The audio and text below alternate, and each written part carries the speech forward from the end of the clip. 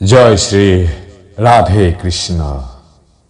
সকলোৱে কৃষ্ণক বিচাৰে, কিন্তু সকলোৱে নাজানে কৃষ্ণ কোন। শ্ৰীকৃষ্ণ হৈছে ভগৱান। তেওঁ সব কিছুৰ উৎস আৰু সব কিছুৰ পৰম কাৰণ। অতীত, বৰ্তমান আৰু ভৱিষ্যত সব কিছুৰ পৰম কাৰণ হ'ল ভগৱান শ্ৰীকৃষ্ণ। ভগৱান শ্ৰীকৃষ্ণ হৈছে অনন্ত। তেওঁৰ অনন্ত নাম আছে: গোবিন্দ, গোপাল, মাখনচোৰ আদি।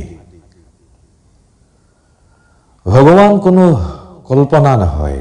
তেওঁৰ ৰূপ সবিশেষ আৰু নিৰ্বিশেষ এই দুইভাৱে প্ৰকাশিত হয়।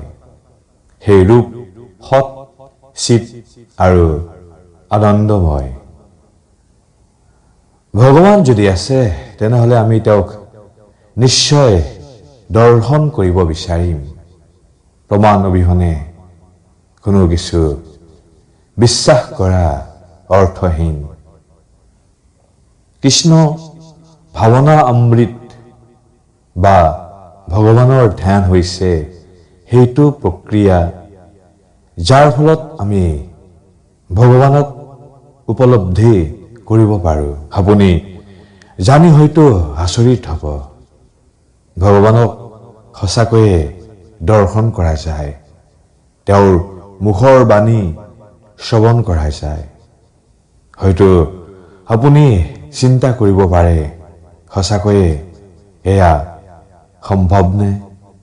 নিশ্চয় ভগৱান আছে। আমাৰ সকলোৰে লগত তেওঁ আছে।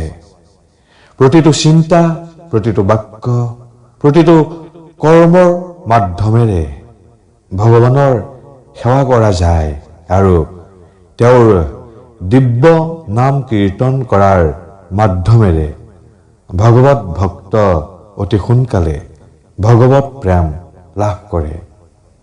হৰে কৃষ্ণ কৃষ্ণ কৃষ্ণ হৰে হৰে, হৰে ৰাম ৰাম ৰাম হৰে হৰে।